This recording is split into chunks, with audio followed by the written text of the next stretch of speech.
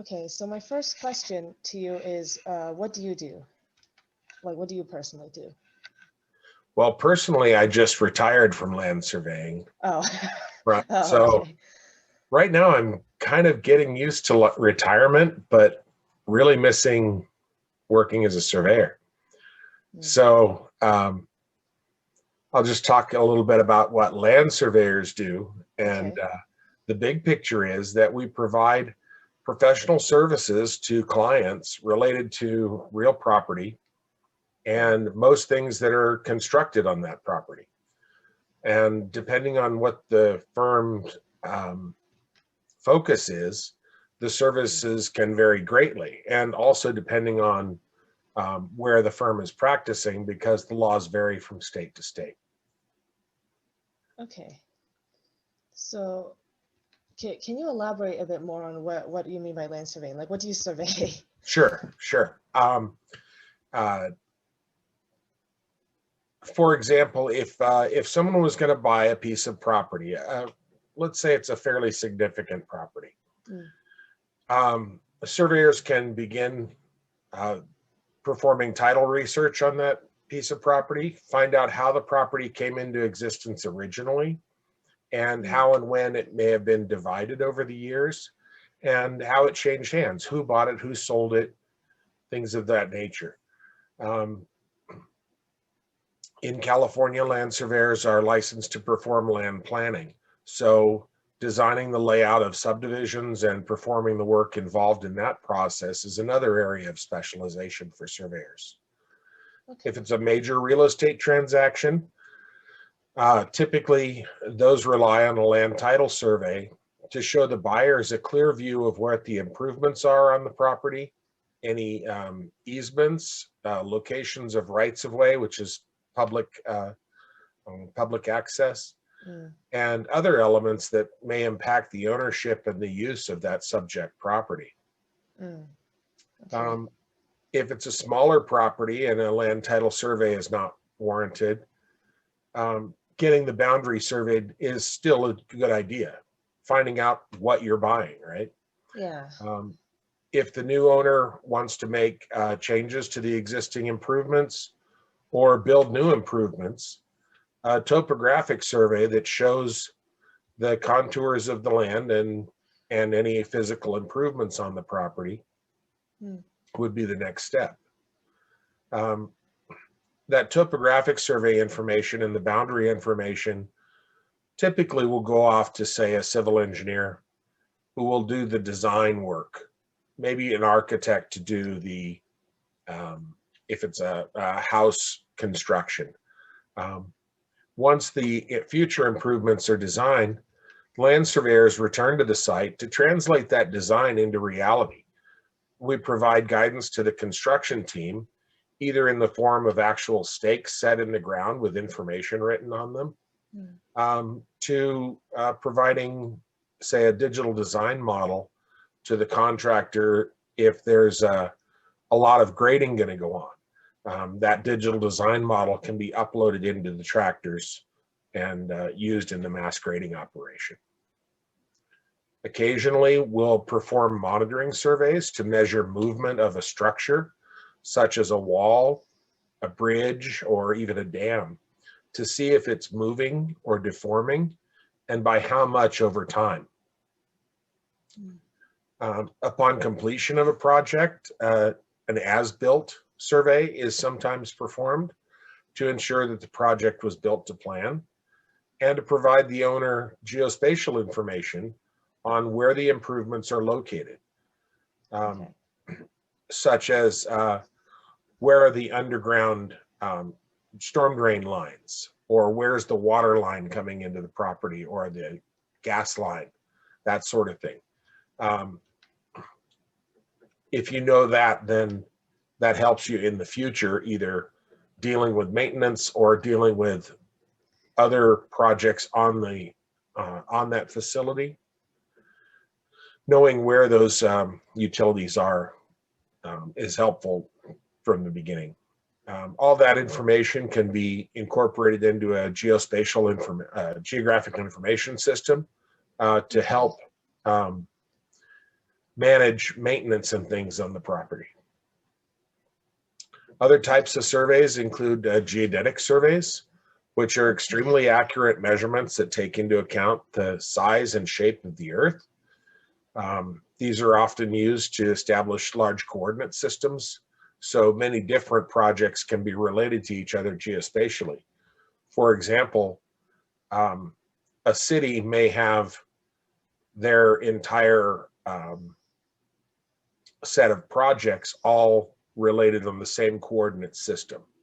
So back when you took algebra and you wondered where I would ever use this X and Y coordinate system, that's where we use it. I see. Okay.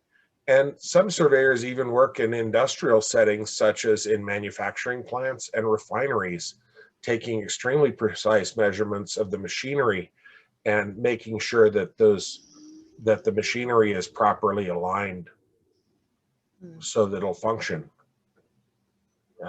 efficiently, really. Okay. My second question is, what is the work-life experience like? Like, what do you do, or what would land surveyors do on a typical day?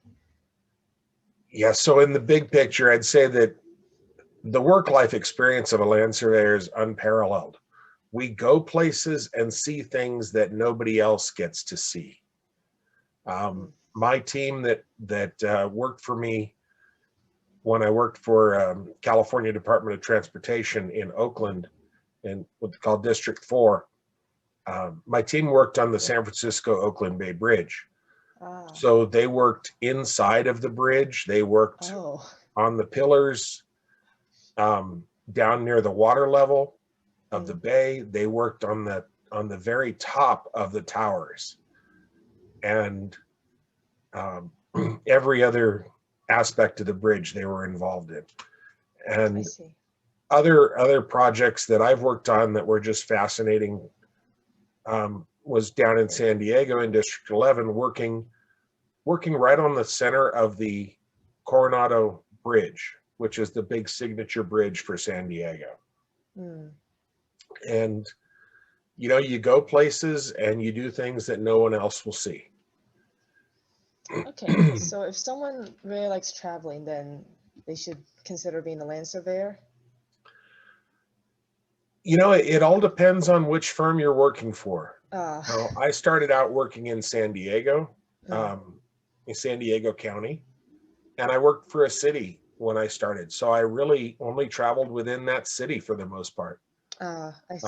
Then went to work for another city working in an office, and then went to work for Caltrans working in the field. And in District 11, we traveled throughout San Diego and Imperial counties. So I did a lot of work away from home, where we'd leave on Monday morning and stay in hotels during the week and then come back to San Diego at the end of the work week. But other crews that weren't assigned to the traveling work were, into the office at 6:30 in the morning and done at 5 o'clock in the evening every day. Okay, so that actually kind of leads into my next question. Like, how many hours a week do people generally work? Like, is there usually a set schedule, or is there overtime? Does it really just depend on what you work or how you work? Yes to all of that. It's typically you're going to work a 40-hour week, and often there's a lot of work to do, so you may get some overtime.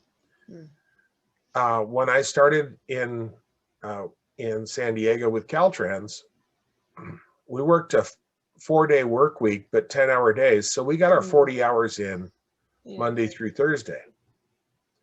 And that was a great day of work, because once you get going, you just want to keep working. And so you work hard and you work that 10 hours. And if there's a little something extra that you have to finish that day, you still have enough energy to put in another hour or 2 or 3 if you really had a lot going on. But pretty soon you'd run out of daylight. So typically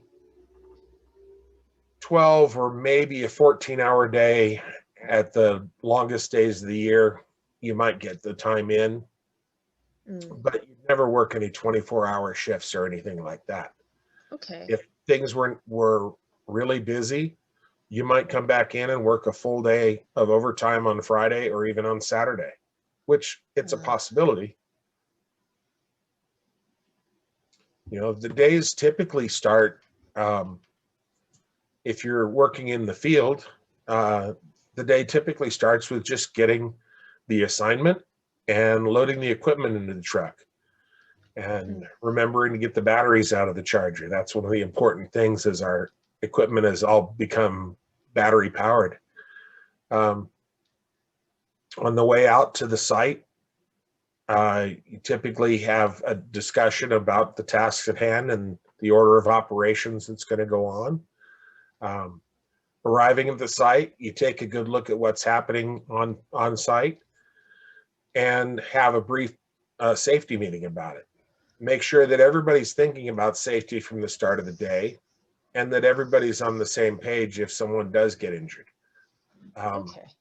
It's an outside activity and we're doing physical work. So there's always a potential of hitting your thumb with a hammer or whatever, right? There's always something that you can do. Twisted ankle, you know, trip over a rock, whatever.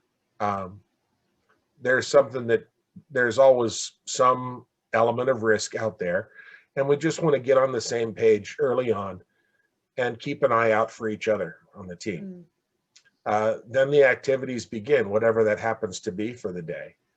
Okay. As the crew gets to a stopping point, we'll break for lunch, and then take a little bit of a rest, make sure you get plenty of water, and get right back to work and finish out the day. And then, of course, at the end of the day, you just do the opposite of what you started out with. You unload the equipment and you put the batteries back on charge. So, okay. So my next question is, are there any internships or apprenticeships or like on-the-job training, stuff like that that's offered? yes, so surveying is a really interesting profession in that there's a lot of tacit knowledge, knowledge that really has to be transferred by hand. It's not, there are intricacies of what we do that really having your hands on is the way that you learn how to do things appropriately. Okay. So there are internships available depending on what employer you're looking at, and there are apprenticeships through the unions here in California. Okay. But OJT is the primary way that really your skills get honed, and that's the way it was when I started, and it's still to an extent today. Okay. You know, taking college classes is a great way to establish a solid foundation in the academic aspects of the work. And of course, attending conferences and workshops provided by the professional association introduces you to higher level concepts than you're going to learn in lower level education or apprenticeships.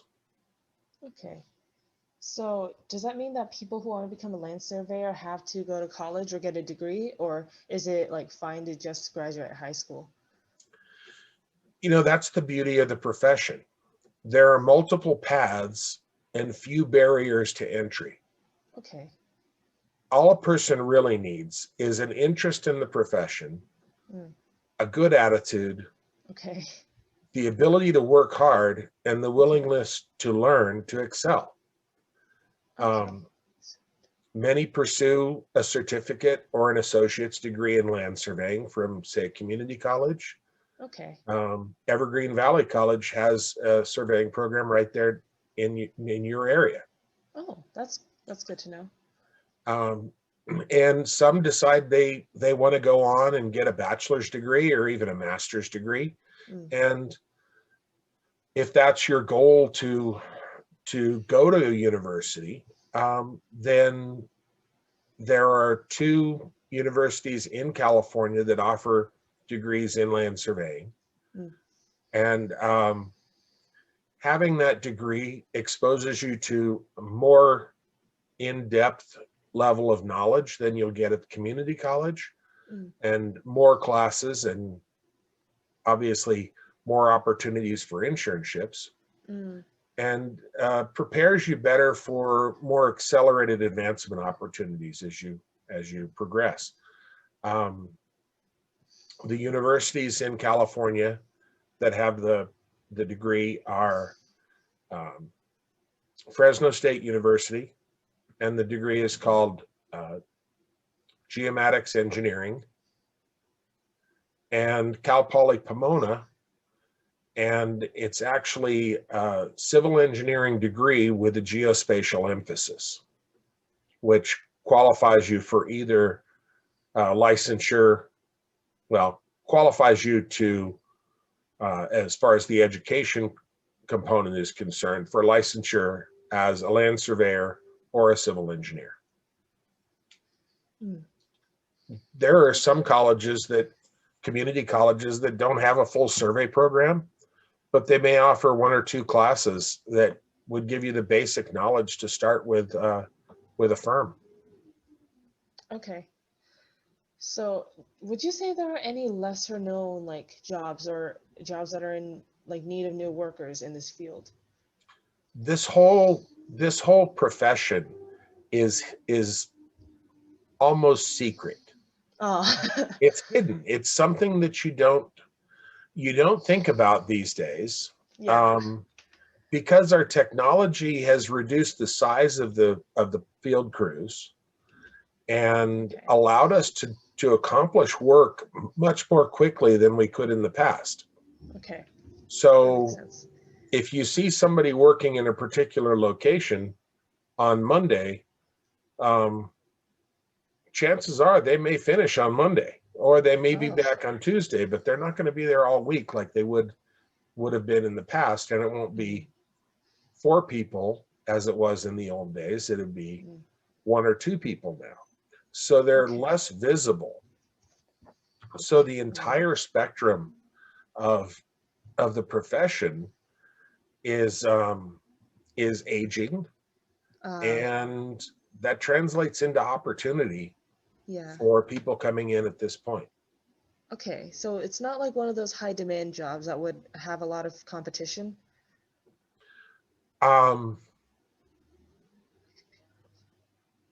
There are, I'm not sure exactly how to answer that.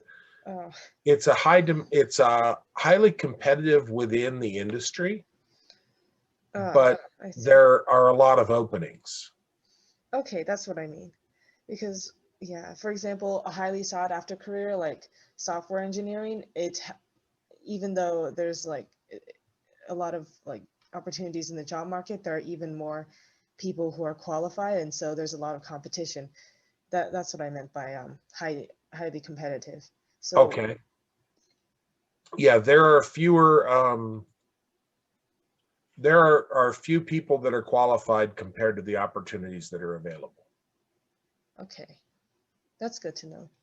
And that's one of the reasons that there are really opportunities available for someone coming right out of high school to say, this looks like something interesting, and it's a good paying job. And if they hear about it, they have an opportunity to move into the profession. Okay. So how do promotions work for this career, or do like promotions generally exist? Oh yeah, it's an escalating scale. So typically someone would start out as a chainman or a rodman. Those are kind of old terms, but so they're gender specific, although they shouldn't be. But we could also call them survey aide or a survey technician. Okay. And some of the opportunities are available through private employers. Some are available through say public utilities or government entities, right? So cities, counties, state government, federal government. PG&E, water districts, that sort of thing. And that survey aide or survey technician may be the lower level entry position, and then instrument operator, and then party chief, and then chief of parties or field supervisor would be I kind see. of the promotional course. Mm, And, promotions happen based on ability, mm, based on hard work, lots of studying, mm. passing exams, and interviewing for the promotions typically. Okay. So how long do people usually stay in this line of work once they start? Forever. Oh, okay. As I said, I just retired from state service, and Mm, I've been retired for just over 2 months. mm. And I miss the work so much Uh, that I'm thinking about going back and working elsewhere. In fact, okay. I just got an announcement today for a position with the federal government. Okay. So I may go do that, or I may work for a private sector firm. I haven't made any commitments at this point. Right now, I'm just trying to wrap my head around being retired. I But, see. we go places and we see things that are just so fantastic. I've surveyed everywhere from the San Diego coastline to the deserts of the Imperial Valley and up into the mountains of around Yosemite, and out to the San Francisco Bay Bridge. So Mm, everything that's in there, you see at some point. mm. That's good to know. Okay, so if someone were like a high schooler right now, like 3 months away from graduation, and they're interested, how would they get started in this, like in becoming a land surveyor?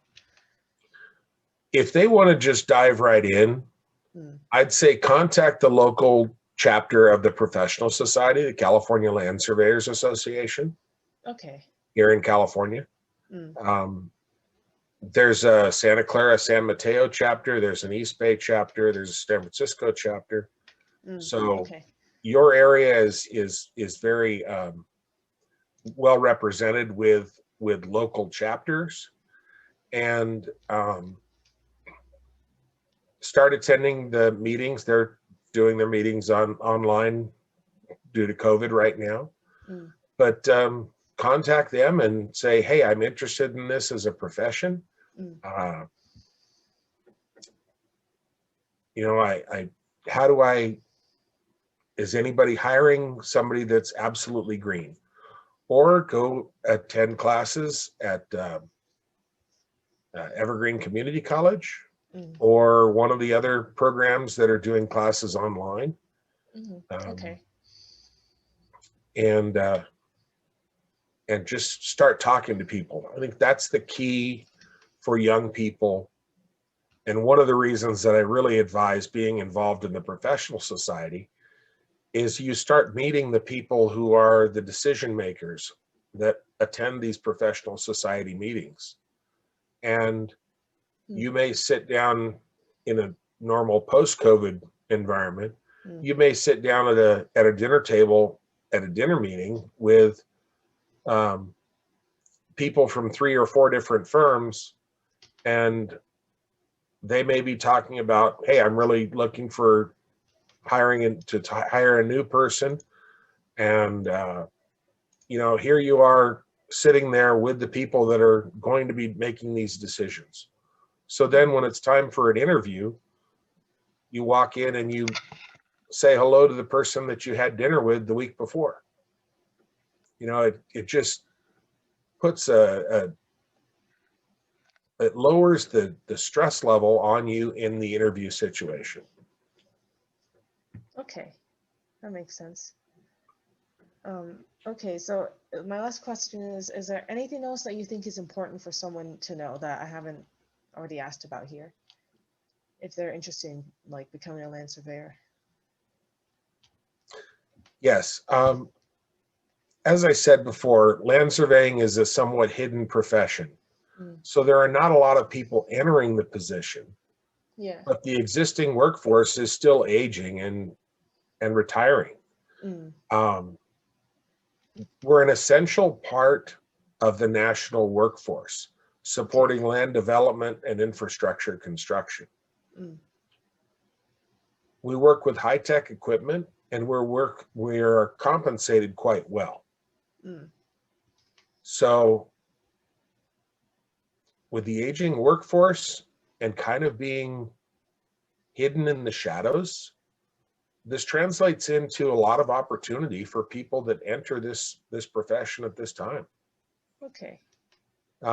California Land Surveyors Association has a website for promoting the career to people interested in, mostly to students and teachers and parents. And that's www.surveypath.org. And there's also a video about the profession on YouTube, and that's www.youtube.com/watch?VSVHWD1J4. Okay. And I can send those to you in an email so you can just post them up. Yeah. Okay. All right. I actually, never mind. I did just think of another question. So Okay. what types of people would land surveying appeal to? Like for some reasons, if for example, someone liked math or someone liked working with machinery or stuff like that, like what type of people would like this? Yeah, that's a great question. I like math, and some of my surveyor counterparts call me a math nerd. Okay. Which is okay. But, and one of my dear friends, she doesn't like the mathematical aspects of it. She doesn't like the construction part of it, which I love. She's an investigator, and she loves the boundary and the legal aspects of it. So what gets her going is the legal aspects, the research, the analysis, and the historical aspects of the things that we do. Okay. So if you like to be outdoors, if you like to be working with technology, one of the latest tools that we're using is unmanned aerial vehicles or unmanned aerial systems or drones. So we're using drones to do mapping and to take photographs of our projects.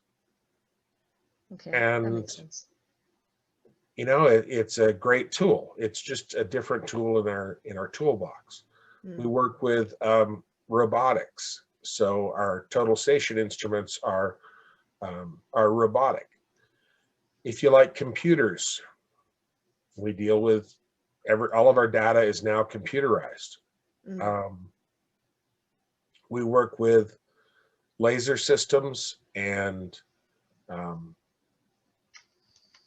integrated with inertial measurement units to do mobile mapping.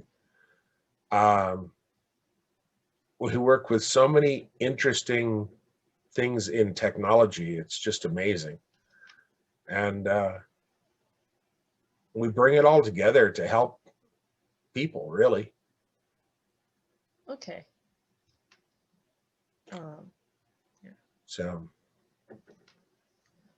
All right. If there isn't anything else that you want to say about land surveying, then I will conclude the recording and the interview here. Okay. Thank you very much, Catherine. I appreciate you taking the time to reach out to us. Yeah. Thank you for your time as well.